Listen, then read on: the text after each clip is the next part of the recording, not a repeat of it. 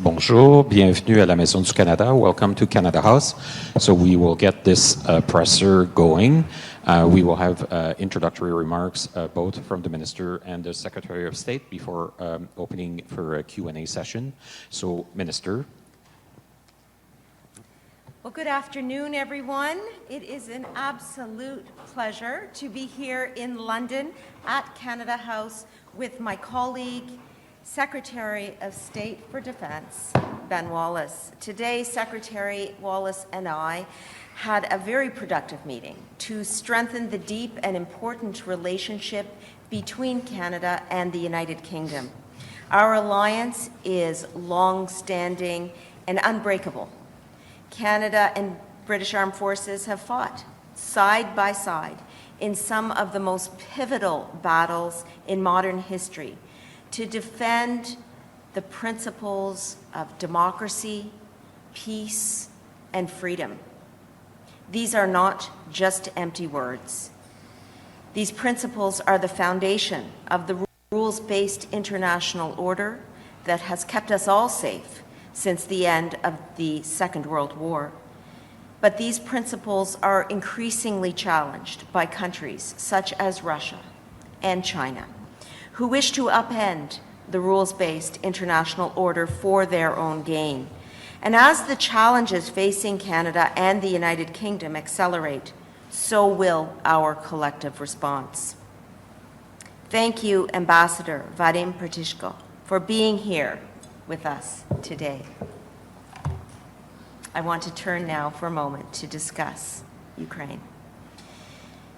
We will continue to support Ukraine as it defends its sovereignty, and as it has had to do for over a year now after Putin's unprovoked, unjustifiable, and illegal invasion.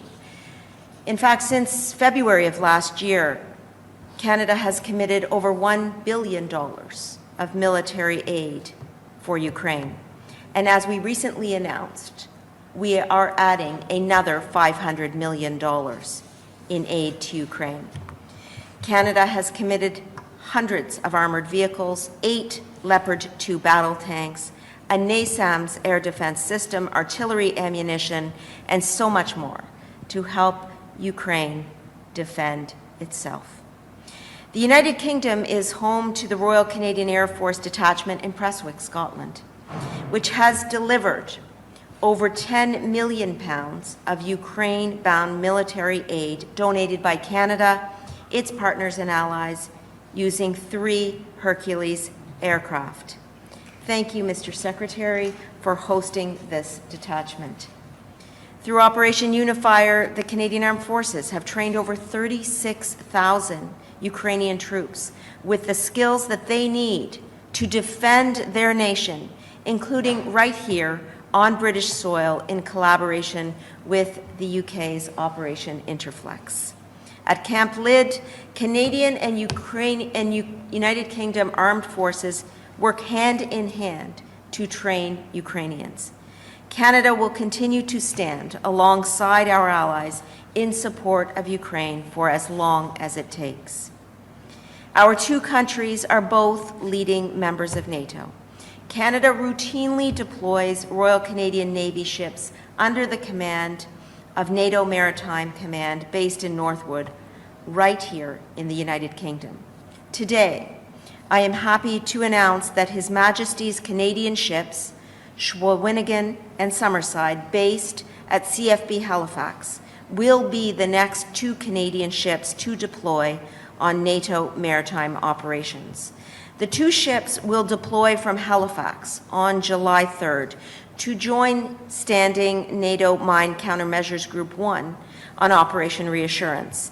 This NATO Mine Countermeasures Group was established in 1973 as standing naval force channel to clear World War II mines from the English Channel. In addition to our efforts at sea, we are going to continue to be part of this high readiness task group with a long history of clearing ordnance from the seas, making maritime routes safer for all maritime activity. This deployment demonstrates Canada's ongoing commitment to NATO's high readiness, continued at-sea presence, and the Royal Canadian Navy's leadership on the world stage to strengthen security throughout European waters. This deployment will mark the first for HMCS Shawinigan and the second for HMCS Summerside on Operation Reassurance.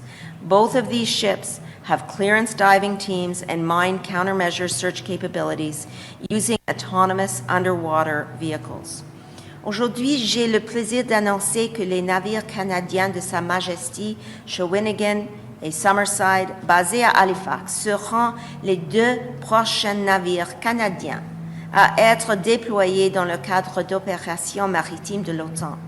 Les deux navires quitteront Halifax le 3 juillet pour se joindre au premier groupe permanent de l'OTAN de lutte contre les mines dans le cadre de l'opération Reassurance.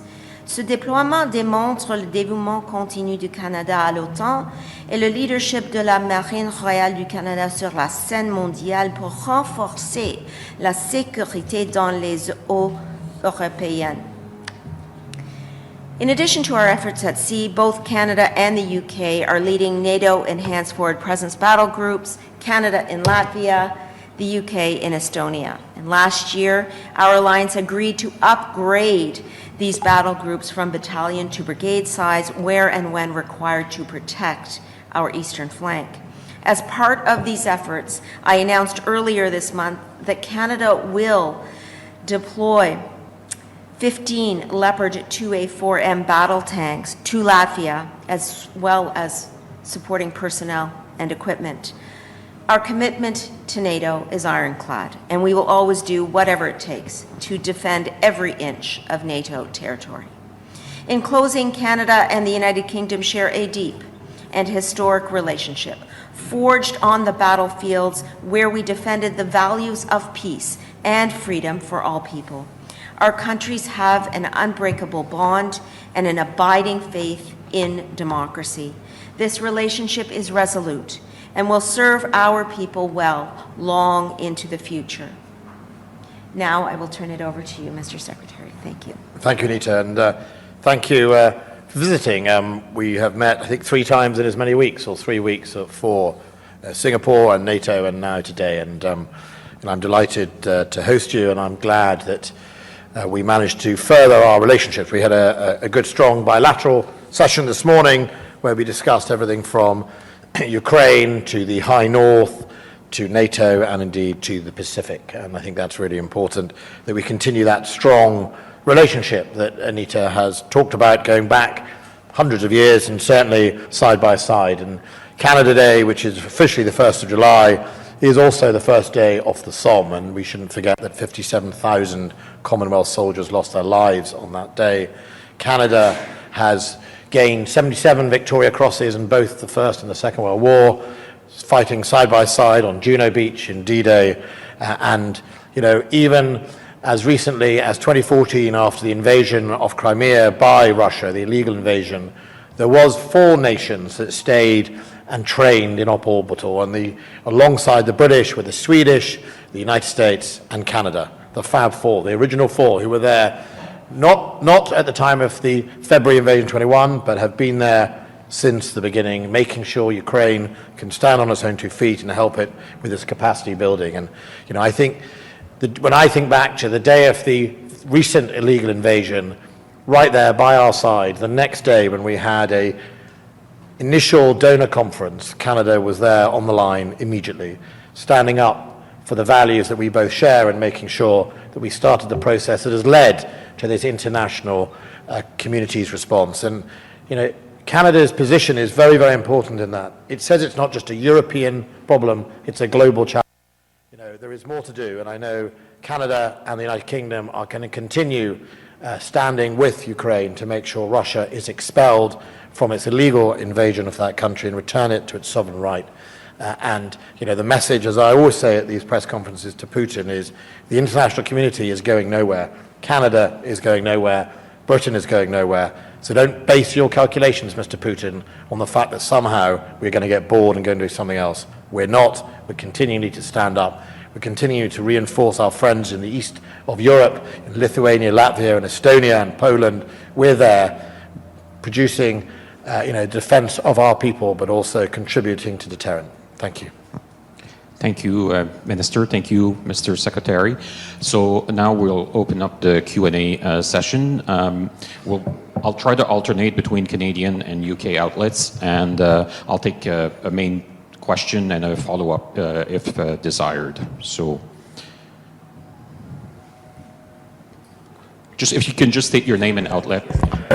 George Wills from The Times. A question for both of you firstly. Ahead of Vilnius, does both Canada and the UK support Ukraine having a guarantee to join NATO at the end of the war with Russia without having to submit a membership action plan? And how likely do you think that could be achieved at Vilnius?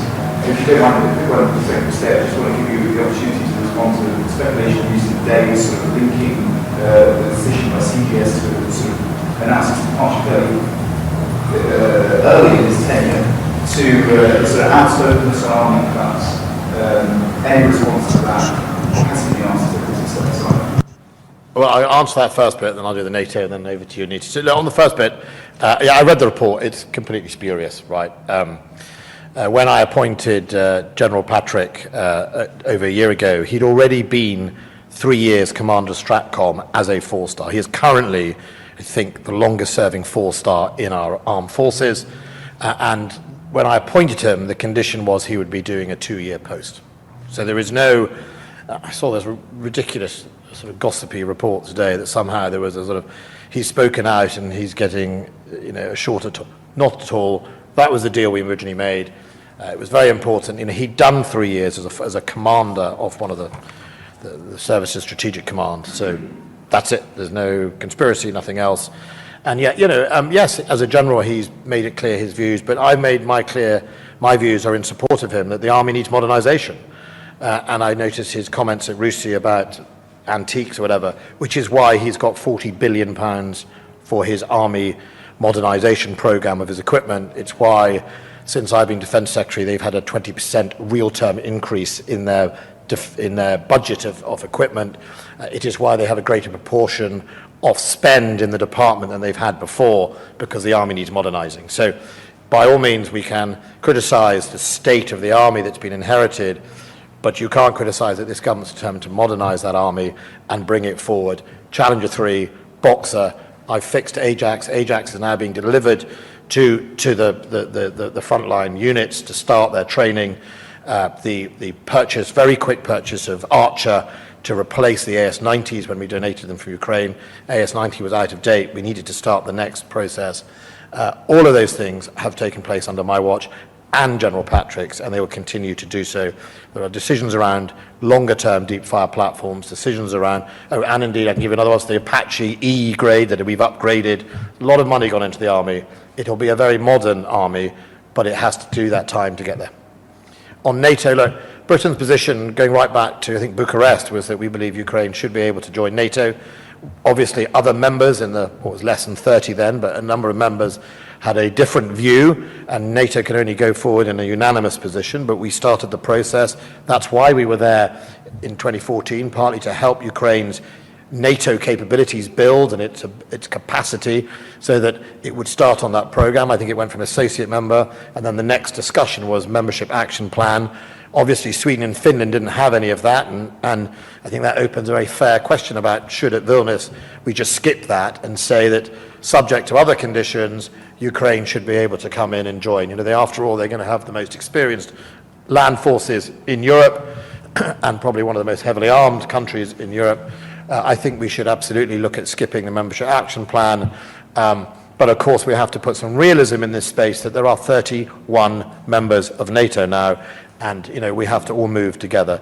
But yes, the direction of travel should be towards NATO membership, but I can't promise that at the Vilnius summit you're going to resolve those 31. What I think we could be able to do is remove more barriers for Ukraine so that when this is over, Ukraine moves towards more security guarantees, more support.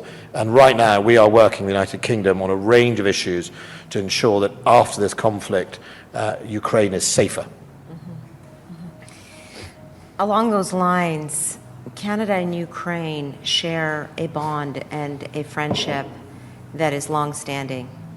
We have 1.4 million Canadian Ukrainians in our country, and the people-to-people ties, the bilateral ties, run very deep. In 2015, when we started Operation Unifier, we did that because we wanted to continue to ensure that Ukrainian armed forces had what they needed in order to ensure a repeat of 2014 in Crimea did not occur again. And under Operation Unifier, we've trained over 36,000 members of the Ukrainian armed forces. And I paint that picture for you to highlight the strength, the longevity, the importance of the relationship between our two countries, Canada and Ukraine. And with that in mind, we are very supportive of Ukraine's work with NATO members collaboratively, and when the conditions are right, we will support Ukraine's ascension to NATO. Of course, this is an increasingly important issue.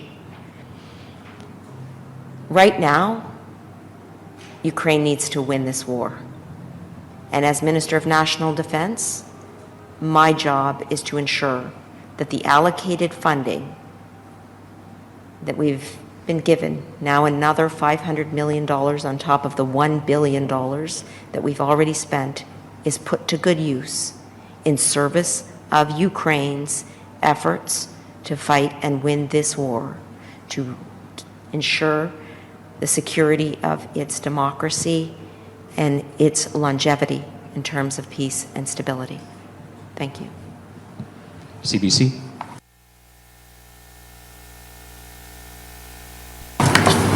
Secretary Wallace, with regard to NATO's 2% target that we're consistently talk about ahead of the summit, is there any frustration at all in London about Canada's military spending? We know Minister Anand has said that there has been an increase, but is that increase enough given the invasion of Ukraine? No, I think the first thing is to make sure that we're all moving in an upward direction. Since I became Defence Secretary, we've reversed the pattern that's happened in the United Kingdom. We've actually had a real terms increase. We're going to top out at over £50 billion, £24 billion extra since I was Defence Secretary. That's an important, the first battle is the cultural shift. That defence is no longer some sort of discretionary spend stuck on the side of government, that it is in fact a core part of our defence, of our job as a government. And that's why I was really determined to make sure that we see that shift towards a growing defence budget rather than a shrinking one. You know, the defence budget in 2015 here was cut, I think, by 7%. We're on the upward trajectory, over 2%. Of course, we want all NATO countries to be above 2%. That's no different. That was decided in Cardiff. But, the Canadians, I think, have increased their defence budget by 70%. That's a significant uplift. That's the right direction to go. And I think, it's for individual countries to decide when they're going to get to that target, and that's up to them. But ultimately, the key here is if we all spent our 2%, we could deter Russia and any other adversaries better. But, it takes time also to grow armies and defence. If someone gave me a cheque tomorrow morning for billions of pounds, it wouldn't actually be able to just spend it, right? You can't buy a warship in a year. You can't buy a missile in a year. You can't recruit and train another brigade in a year. It takes time. So the key for us as an over 2% country is to see that the direction of travel is up. Of course, I will say to my friends in Canada and in France and in Germany and in Denmark and in all those other countries that are not at 2%, you should try and get there. Because also, the United States, as a big contributor, is quite clear that it believes that contributions matter, and also the United States, as we can see when it discusses the Pacific, is thinking about its liabilities. America is on the hook for 300,000 plus troops towards Europe and NATO. I'm quite sure if I had that liability as a country, I'd be encouraging other people to burden share. But look, the direction of travel, 70% up. A rising tide is important, and I think that's the first plank and very key.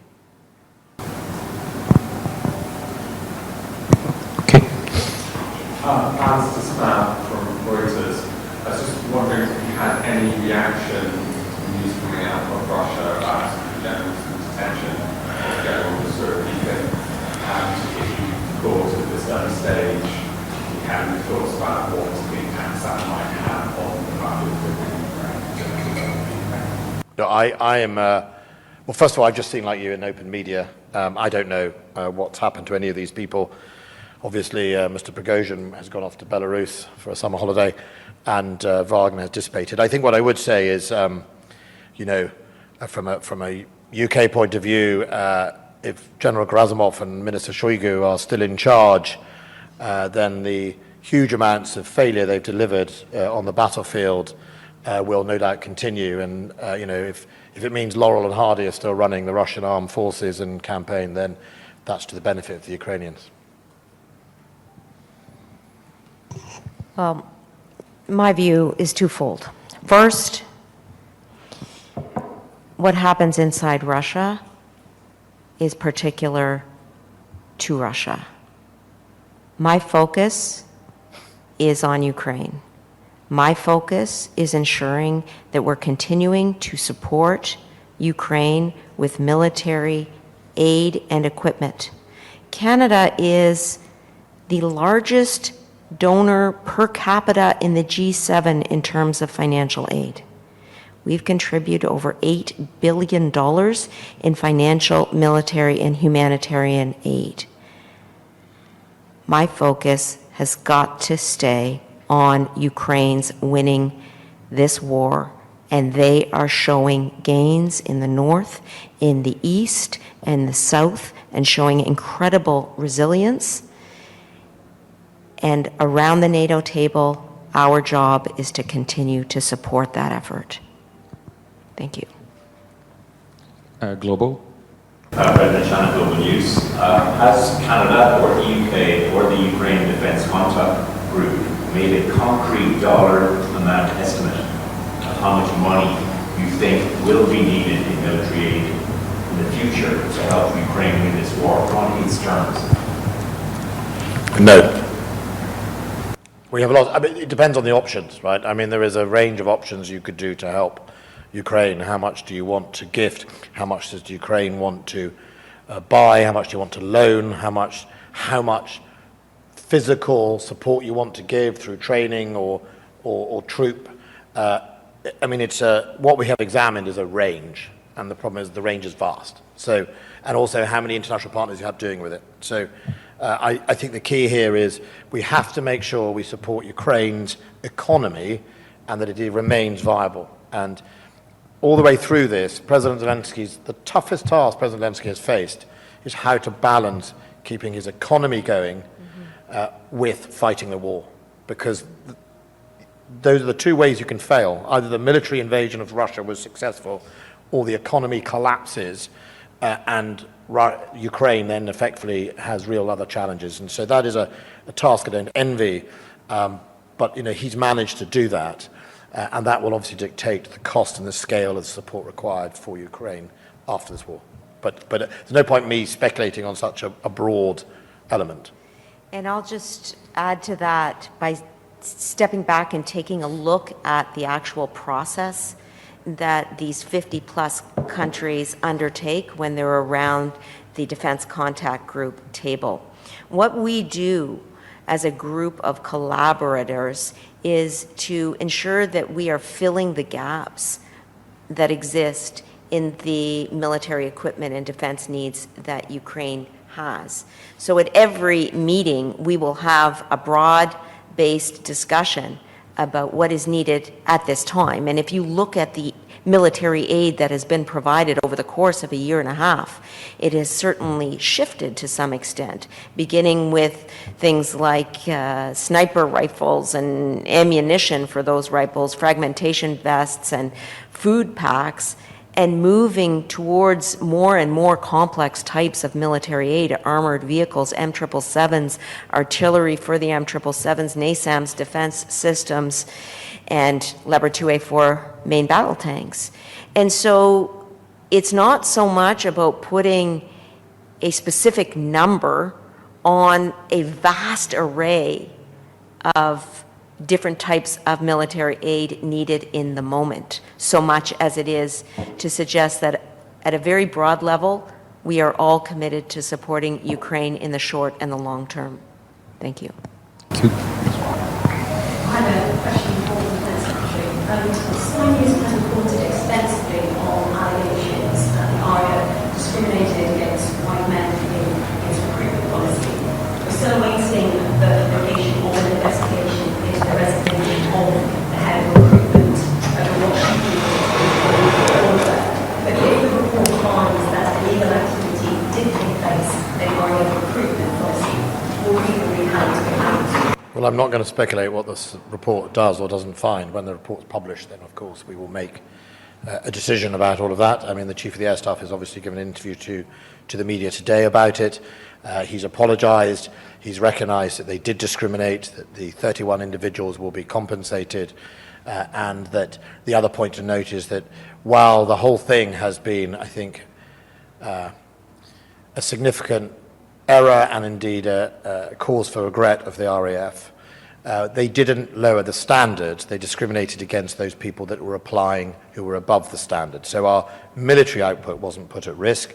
However, the treatment of the people applying was was wrong, unsatisfactory, and I also think that the treatment of the officer who raised concerns and her very genuine worries being ignored was something that needs to be looked at considerably about why she was ignored, why indeed she was put under that pressure. And I don't want to see anyone put under pressure to do something like what we've seen in the RAF, but I have committed that I will be publishing almost in full the whole report, I think as full as I can publish it, and then we can discuss about what happens next. Globe and Mail. Only from the Globe and Mail in Canada. You both talked about the West's sustained commitment to Ukraine through this war, but how do you make that case to the public, to taxpayers, whose attention is waning, it's cost of living, inflation in this country, security of wildfires in Canada? How do you convince people that Ukraine is still worth the fight and the payment of the cost? I can't talk for Canadian public opinion. British public opinion is about 72% in favour of Ukraine. It's not waning here. I mean, I know I've had endless questions from the media for the last year about waning support, but the actions speak louder than that speculation. The actions show a high level of support.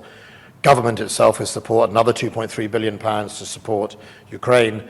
The direction of just look at the direction of travel of the international community. We started this whole thing with debates about whether or not we should put handheld short-range anti-tank weapons, and now we're standing here discussing Leopard tanks, we're discussing long-range fires, we're discussing F-16s, we're discussing a range of weapon systems, storm shadow systems. So the evidence shows that the opposite. But I think if I was talking to my constituents in Preston, and I'd say, why should you support? Well, look at your fuel prices, right? Number one, Russia using energy blackmail is one of the reasons you have fuel prices like you do. That's why you're hurting under inflation. Secondly, breadbasket of Europe, Ukraine. When Russia attacked Ukraine, look what it does to the grain price. Your shopping basket is more expensive because of Russia's activity. And we need to make sure that is stopped so we can try and get back to some stability. And number three, Russia is directly trying to go after the very values that you and your family believe in. And if they are successful in Ukraine, he won't stop there. And I think that's important as well. Now is the time to realize that sometimes freedom is worth fighting for and freedom is worth funding. Freedom isn't free, as it says on the Korean War Memorial in Seoul. And what's amazing, and I can't speak for Canada, but when you go to the British Parliament or you go and see the demonstrations here, it's full of young people, it's full of the left and the right, who all believe that this is their conflict, their values under threat, and deeply value it. And I think the whole of the British Parliament is in support. Everything from the Scottish National Party to the Labour front bench to the Liberal Democrats to the Conservatives are all entirely beyond that. Now, I can't speak for Canada, but for us, we know what it's like to stand alone. We know what it's like to be isolated, and we don't like bullies.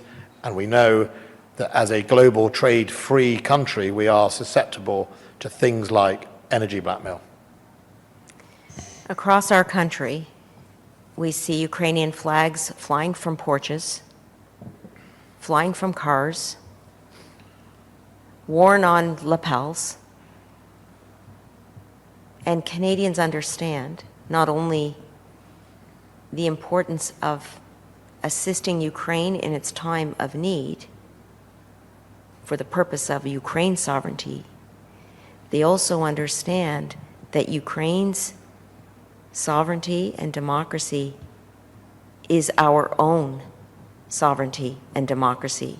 That if we stand idly by and allow Putin to redraw maps and walk across borders claiming territory that is not his, then we aren't living up to the values that our forefathers and mothers fought and died for.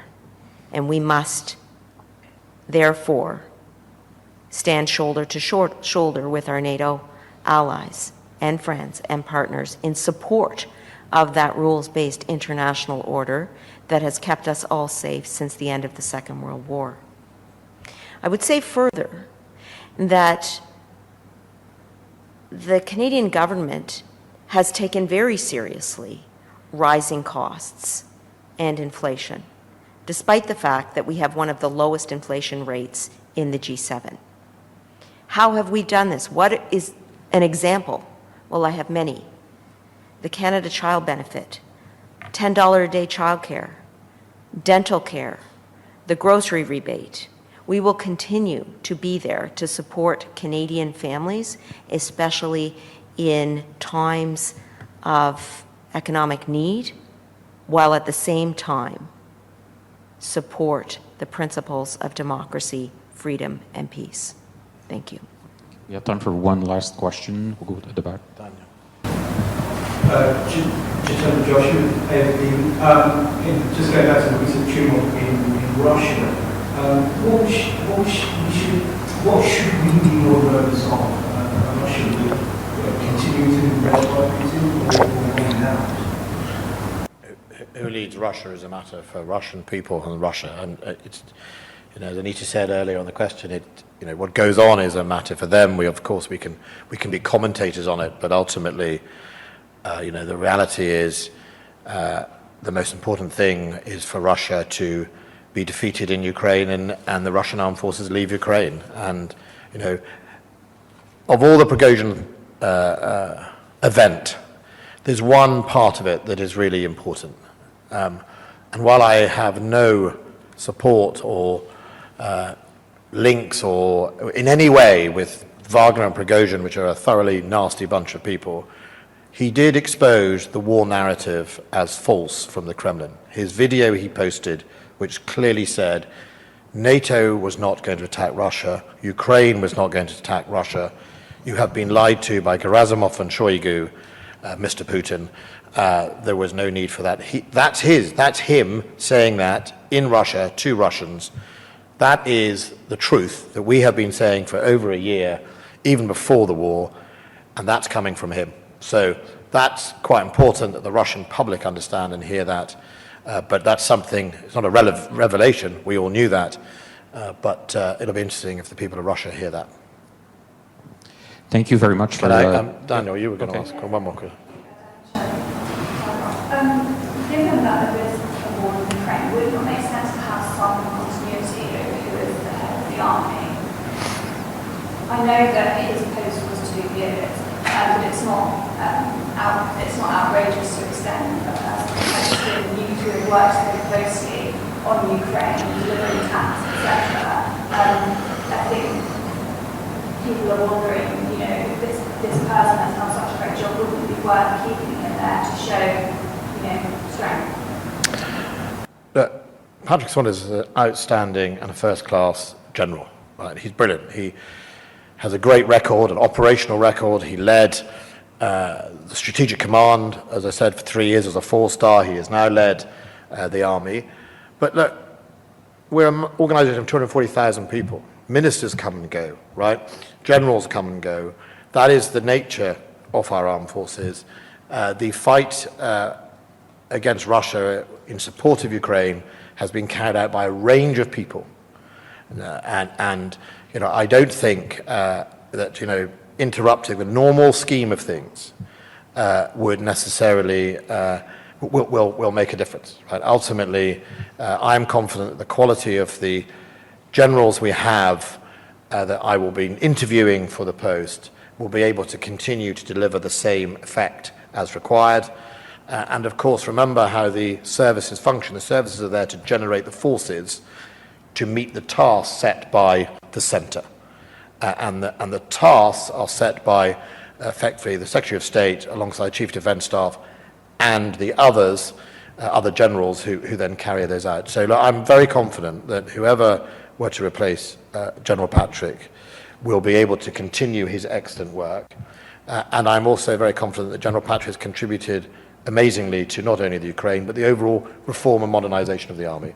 But I don't think you should have a concern that changing him out on an agreed timetable already is it's not a reflection on him, and it is not going to undermine in any way our military response to Ukraine. Okay, thank you. Thank you for joining.